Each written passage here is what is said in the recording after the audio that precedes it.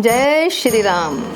आज हम आपके सामने प्रभु श्री राम जी और उनके भक्त हनुमान जी के कथा लेके आए हैं। तो उसमें उस कथा को सुनिए। इस कथा में जीवन की सच्चाई के बारे में बताया गया है। जीवन का अंतिम सत्य जो है वो है एक मृत्यु। तो हम उसके बारे में आपको एक कथा सुनाएंगे। भगवान राम जानते थे कि उनकी मृत्यु का समय हो गया है। वे जानते थे कि जो जन्म लेता है उसे मरना ही पड़ता है। यही जीवन का चक्र है और मनुष्य शरीर की सीमा और व्यवस्था भी यही है। उन्होंने कहा, यमराज को मुझ तक आने दो, बैकुंठ धाम जाने का हमारा समय अब आ गया है। मृत्यु के देवता यमराज जी स्वयं अयोध्या में घुसने से डरते थे, क्योंकि उनको राम के परम भक्त और उनके महल के मुख्य प्रहरी हनुमान से भय लगता था। उन्हें पता था कि हनुमान जी के रहते यह सब आसान नहीं होगा। भगवान श्री राम इस बात को अच्छी तरह से समझ गए थे कि उनकी मृत्यु को अंजनी पुत्र हनुमान जी कभी स्वीकार नहीं कर पाएंगे और वो रुद्र रूप धारण कर लेंगे तो पूरी धरती कांप उठेगी उनके इस रूप से। उन्होंने सृष्टि के रचयिता भगवान ब्रह्मा से इस विषय में बात की और अपने मृत्यु के सत्य से उन्हें अवगत कराने के लिए राम जी ने अपनी अंगूठी को महल के फर्श के एक छेद में से नीचे गिरा दिया और हनुमान से इसे खोज कर लाने के लिए कहा।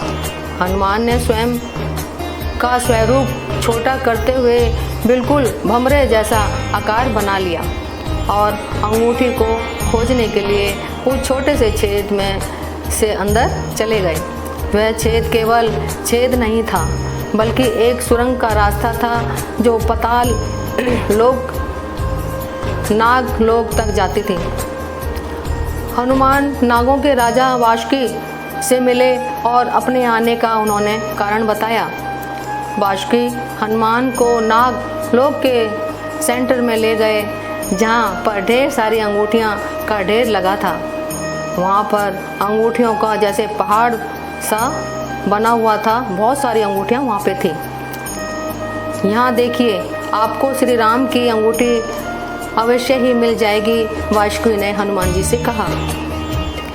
हनुमान जी विचार करने लगे, सोचने लगे, यह कैसा अद्भुत लीला है हमारे प्रभु राम की।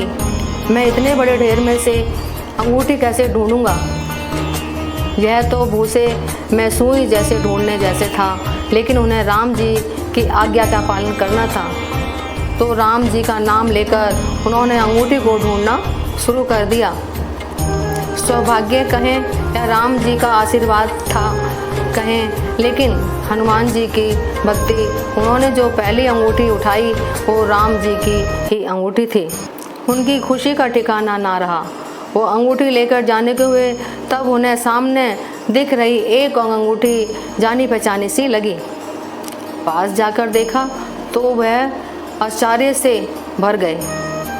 दूसरी भी अंगूठी जो उन्होंने उठाई वो भी राम जी की अंगूठी सी थी। इसके बाद तो वो एक के बाद एक अंगूठियाँ उठाते चले गए और हर अंगूठी पर प्रभु श्री राम जी का नाम था और वो हर अंगूठी प्रभु राम जी की थी। उनकी आंखों से आंसू निकलने लगे और आंखों से अद्भुत धाराएं निकलने लगीं। वासुकी, यह प्रभु की कैसी माया है, यह क्या हो रहा है, प्रभु क्या चाहते हैं मुझसे। वासुकी मुस्कुराए और बोले, जिस संसार में हम रहते हैं वो सृष्टि वे विनाश के चक्र से गुजरती है, जो निश्चय है, जो असंभवी है। इस संसार के प्रत्येक सृष्टि चक्र को एक कल्प कहा जाता है, यानी कि एक युग कहा जाता है। हर कल्प के 4 युग या 4 भाग होते हैं। हर बार कल्प के दूसरे युग में अर्थात त्रेता युग में राम अयोध्या में जन्म लेते हैं। एक बानर संगुठी को पीछा करता है, वह यहाँ आता है और हर बार पृथ्वी पर राम जी की मृत्यु होती है।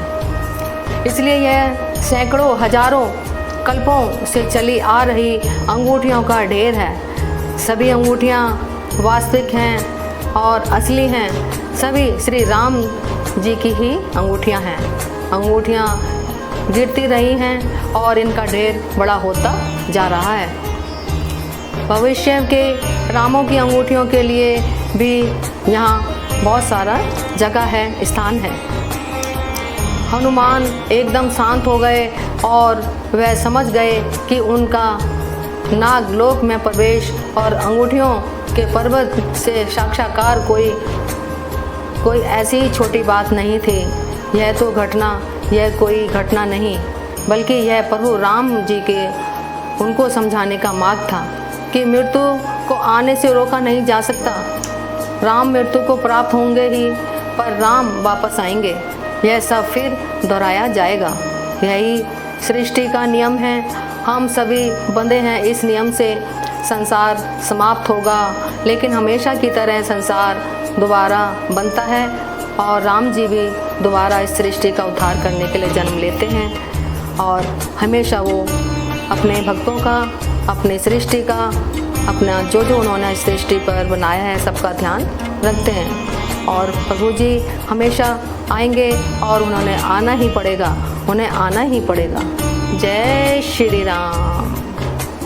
आप हमारी इस कथा को सुन के हमें बताइए आपको ये कथा कैसी लगी। लाइक कीजिए, हमारे चैनल को सब्सक्राइब कीजिए। जय श्री राम।